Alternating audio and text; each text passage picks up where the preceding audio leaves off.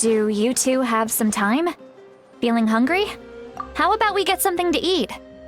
Oh, right. It's been a while since we last ate. Now that we can relax, Paimon just realized how hungry she is. Then let's go. We can find somewhere to sit down and talk. Food and drinks are on me. How did this become Paimonville? See, Lolly looks quite down on herself. Alright. It's on Paimon this time. What's one meal to the best guide in Teyvat? So you can just sit back and enjoy, Sweet Lolly. Paimon will take care of it. Hey, come on now. You won't even let me take you out for some food and drinks? I just wanted to treat you to a meal. Are you sure? We can save you some Mora. Mora is the least of my concerns. Besides, we're definitely due a meal after all the time we've spent together. Let me get this one. I might be an old hag, but I like to think I'm not completely useless. Sure, that's fine with us, but Paimon doesn't want you to be sad, Sweet Lolly. Don't worry. I'm sure a juicy grilled steak will work wonders.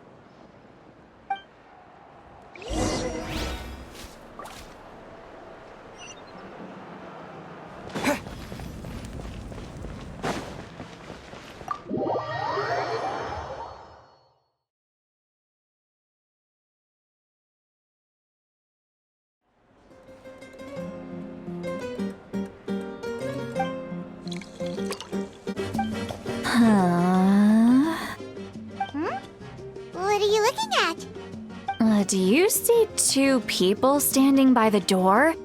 They look like spitting images of each other. Are they twins?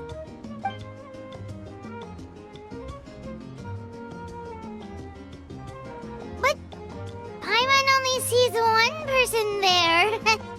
Huh? How could that be? I guess my mind isn't as sharp as it used to be. Give me another bottle, boss! Do you think she's drunk? There you go, miss. Oh my, it's not every day you get to see Granny Itzley here with some friends. Not to mention ones who've made a huge name for themselves recently. Oh, so you've heard of us? Of course I have. Aren't you the ones who saved Kachina and brought her back? No wonder you hit it off with Granny Sidlali. She wouldn't spend time with just anybody, you know. I don't even remember the last time I saw her with a new friend. Wait, so you call her Granny too? Well, given our ages, it'd probably be more accurate for me to call her my great-great-granny. She's one of the most famous people at the Masters of the Nightwind. Most days, hardly anyone even dares talk to her. Huh? Gossiping about me right in front of my face now, are you, Chonka? Oh, please, Granny, I wouldn't dare. I'm just beyond happy to see you bring over some new friends. After all, any friends of our regulars are sure to be great customers too. All right, that's enough. Go on now. I'm sure the other customers would like to talk to you as well. There's no need to keep staring at me. I promise I'll keep my alcohol down until I leave. Well then, you have my thanks.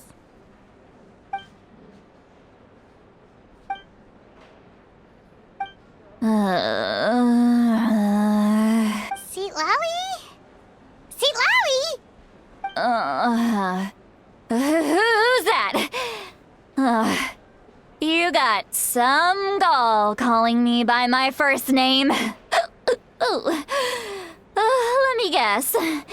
You want to test your skills against Granny Eatsley, don't ya? Are you still with us, Sweet Lolly? You're kinda talking to no one. You chumps come around here, picking fights with me? Well, you know what happens next. You lose, and then run off home to tell everyone about how I'm this big scary bully. It's It's always the same story. You brats start it, I finish it, and then I end up with the reputation of being some kind of terrible monster among the shamans. I mean, come on. Monster? Me? Really? What did I do to deserve that? Granny Seat Lolly, you're not a monster at all. Exactly! And while we're at it, I'm not some lazy slacker either. Between meditation, advising the chief, and speaking with the Wyab, I actually have a pretty packed schedule, you know! Oh yeah, and I have to mentor all the new kids! Hey, new kid! Yeah, you! Don't play dumb. Didn't I teach you how to find phlogiston? You see? I know my stuff. I'm a good teacher. You tell him. That's more like it. About dang time someone showed me a little respect. Yeah, Granny's a hard worker, all right. You can always rely on old Granny.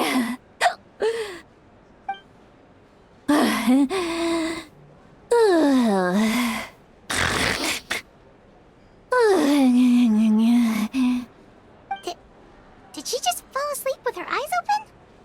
Oh, jeez. Behind this pitch-black curtain, a chapter of hatred reveals itself. Behind the smoke. The lingering smoke. She's meditating again. She does this whenever she's had a few too many drinks. Her mind's actually racing at this point. It's quite the opposite of sleep.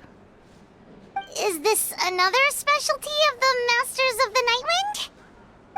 No, I'd say it's an ability that's unique to Sitlali herself. While she can easily pick up everyone else's skills and tricks, few have been able to master hers.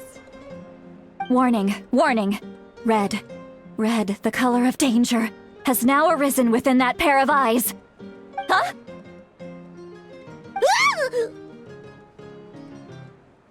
Traveler? Paimon? What's wrong? I'm gonna hurl. Hang on, just keep it in! Phew. Okay, it's passed. That was a close one. You had Paimon worried. Paimon really thought you were about to barf all over the table just now. How embarrassing. I'm sorry you had to see me like that. That's never happened before, I swear. I've never thrown up, not once. Are you feeling okay? Want to take a quick walk and get some fresh air?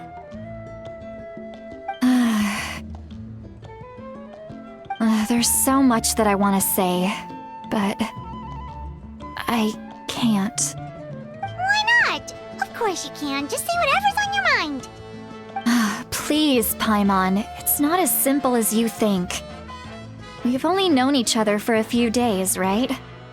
What would you think of me if I were to start dumping all of my complaints on you after we've only just met? Oh, Paimon gets it. You're hoping that we wouldn't think less of you no matter what you're about to say. No, that wasn't my point at all! Seriously, don't you youngsters know anything about shame? I'm talking about shame! I've lived all these years and still can't get rid of it! Surely, you know the feeling too? Actually, about that. Huh? Tell me what? Yeah, this is as good a time as any.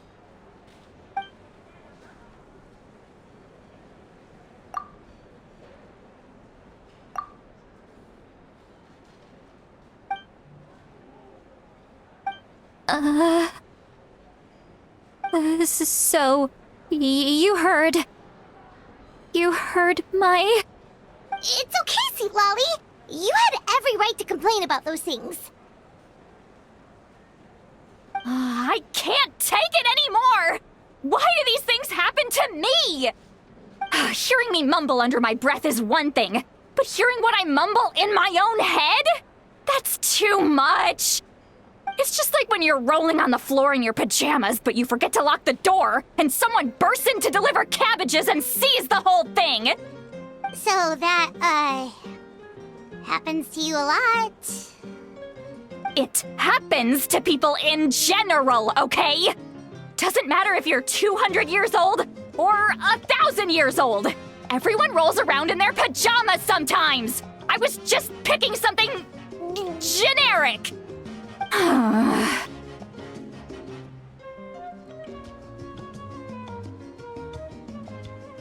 Take a walk with me.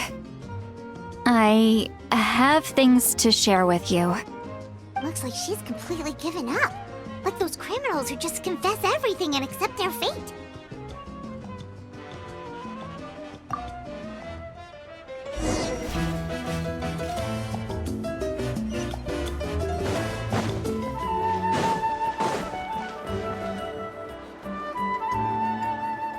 Well, great view, right? I love coming here by myself. Wow, it's beautiful!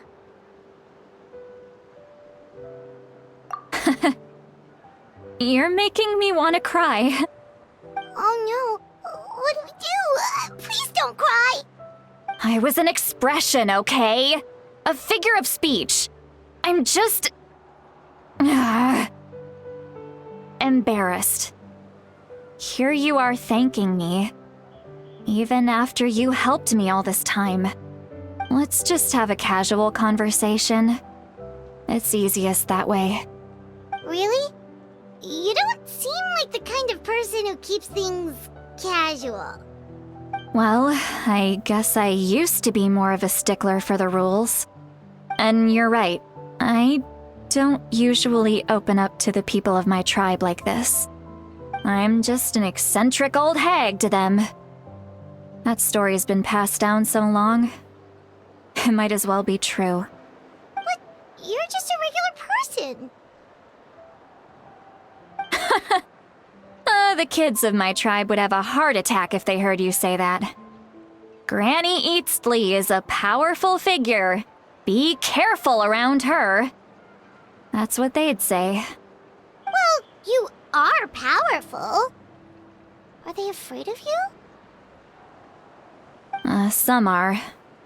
Others are mad I always come out on top. A few decades like that, and people stop knowing how to deal with you. What about you? Are you scared of me? We don't find you scary at all. That's because you're not from my tribe. You don't know how many delusions of grandeur I've destroyed just by existing. I make people realize that no matter how hard they work, they'll never become a living legend like me. Oh, not to brag or anything. Maybe it's hard to believe. Just pretend I never said anything. We believe you. Shilonen has full faith in your abilities, and Ororon didn't seem scared of you. He thinks of you as his granny, right? Yes, but Ororon's a special case. Mavuika already told you about her plan. And you've given so much help to Ororon and me. You deserve to learn the full truth. Ororon's not like other people. As I mentioned, he was abandoned as a child. The reason being, his soul is incomplete. The Masters of the Nightwind view this as a bad omen, capable of bringing about illness and misfortune. No one knows who his parents were. He was just left on a rock in the wilderness. It's a miracle he wasn't devoured by some wild beast. The Masters of the Nightwind believe they can see human souls, and in Ororon's incomplete soul, they saw a possibility for Natlan. A possibility to turn Ororon into a vessel for lost souls. The ceremony would allow lost souls to gather within him. Ororon would then be sent to the Night Kingdom to return the souls to their rightful place, strengthening the ley lines and completing the ceremony. Wait, that doesn't sound right.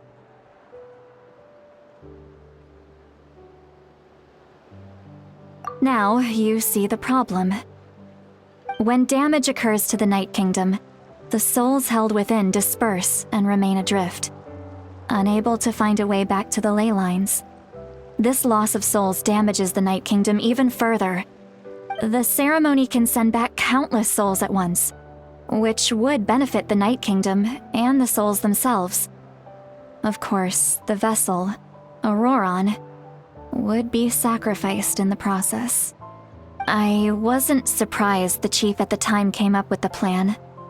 The ley lines were already in a terrible state. A suitable candidate for the ceremony appears, and now you have the chance to make things better. Of course you're going to take it. When the chief asked for my opinion, I didn't give my approval, but I didn't object either. So they went ahead with the ceremony. It failed, and Ororon escaped with his life. Pathetic, isn't it? By not objecting, I basically gave them the go-ahead. Maybe they didn't have my explicit approval, but it's not like I did the right thing. If the ceremony was successful, Ororon would probably be dead. Of course, in my tribe, death is rarely something to fear. But what kind of message would we be sending by sentencing a newborn to death? By using a human life as a tool? It's not right. So, when I learned the ceremony had failed, I was ashamed by my inaction, and absolutely relieved by the result. The plan was never a secret. Or, I guess I should say, there was no point to keeping it a secret. A simple investigation from Ororon would reveal everything.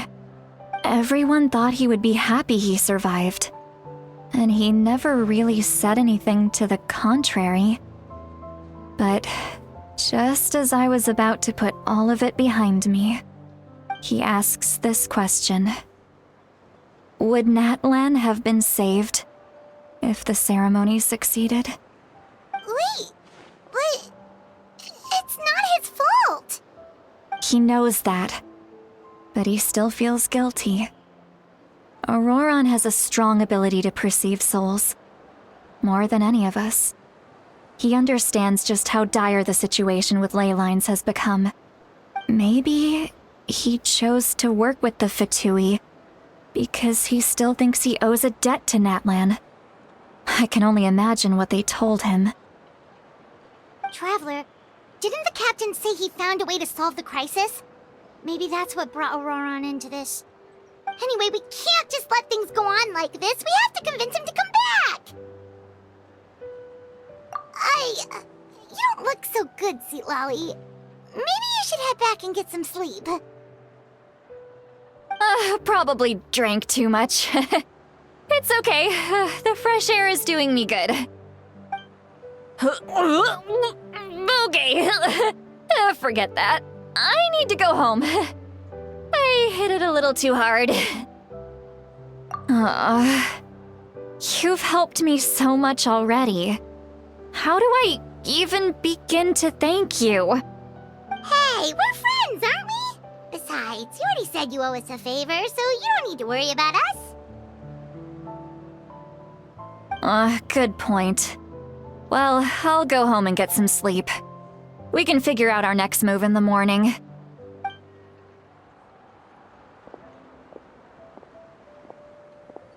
Friends. I like the sound of that. Ororon's probably back with the captain, don't you think? You mean about the backup plan? Do you really believe what the captain told us? Yeah, you're right. We should just go to her directly. But she's probably asleep. We can find her first thing in the morning.